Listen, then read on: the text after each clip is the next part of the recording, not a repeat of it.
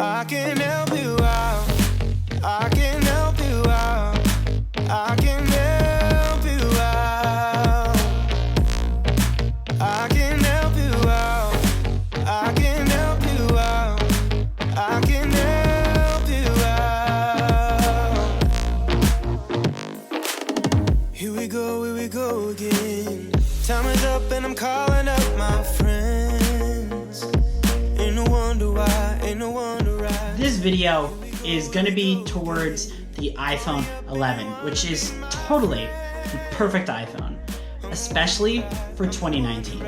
I'm not saying that the iPhone 11 Pro is not awesome, because this phone is definitely one of the best cameras that I've ever used on any phone to this date. And I know it's the latest iPhone, so of course it's going to be the latest and greatest and best camera you've ever had in an iPhone.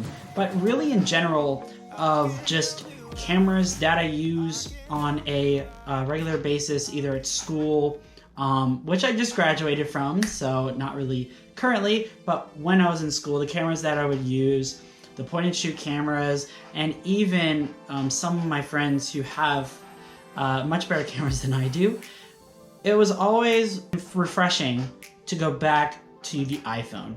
And the iPhone 11 Pro makes me like iPhones even more. But that's not what I was saying before. What I was saying before, and what I'm saying now, is to get the iPhone 11. So, what is the iPhone 11? Because the sales of the iPhone XR were so freaking successful, if this chair keeps... I'm gonna try not to move. I'll just sit like... I can't even sit still and have it not squeak.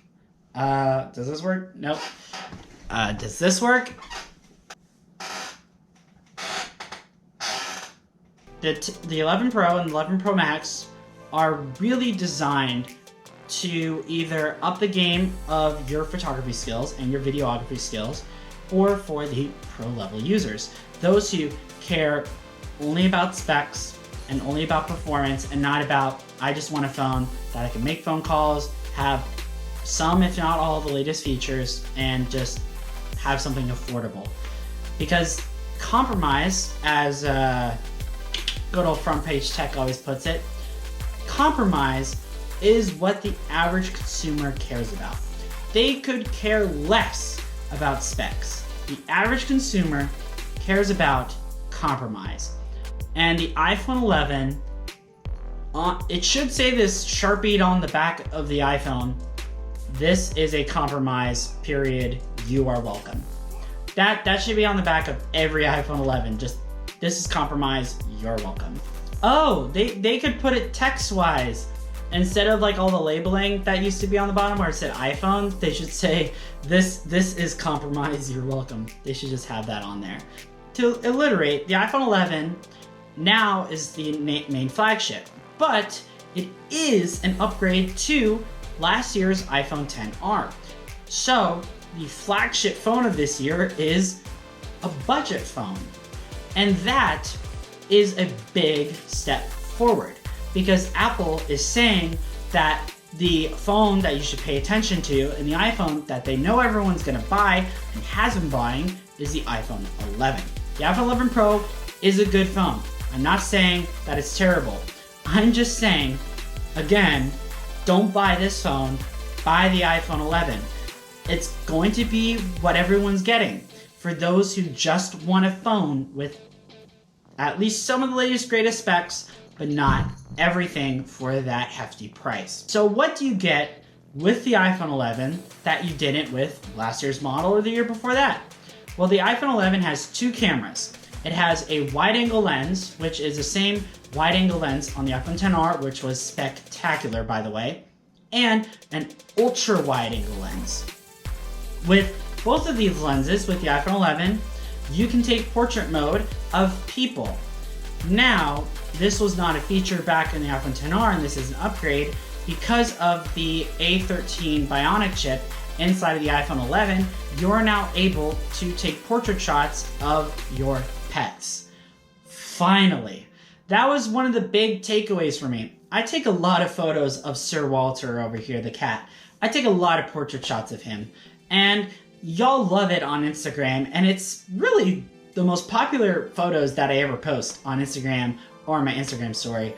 Half of me thinks I should just give up tech and just take photos of Walter. Just have that be my gig, see if I get any money for it. We'll find out. Awesome. So that's basically it.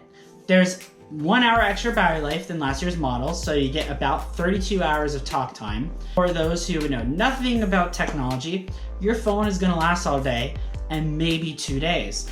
That's awesome, especially for those who don't use their phone very often, or just looking for something that takes really good takes good cameras. I hope your phone doesn't take a camera. Takes really good photos, and something that's affordable. The iPhone 11 comes in new pastel-y colors as opposed to the more strong, bright colors of last year. That I personally enjoy the lilac color the most. I was going to buy that phone.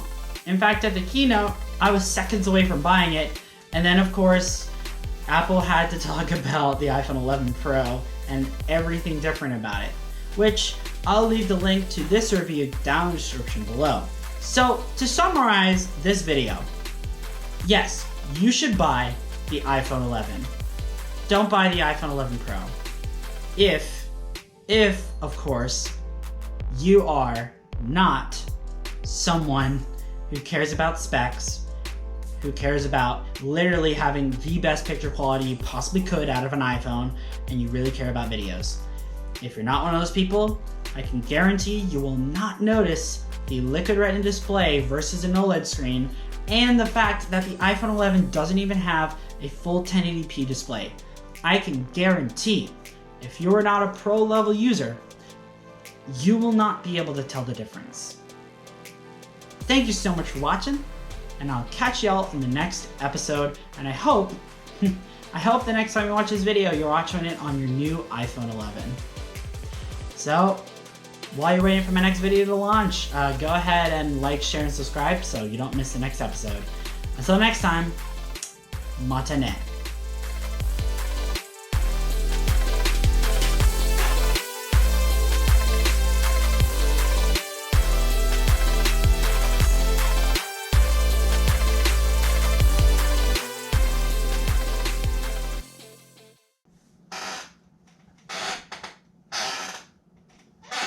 Remind me to upgrade this freaking chair, please.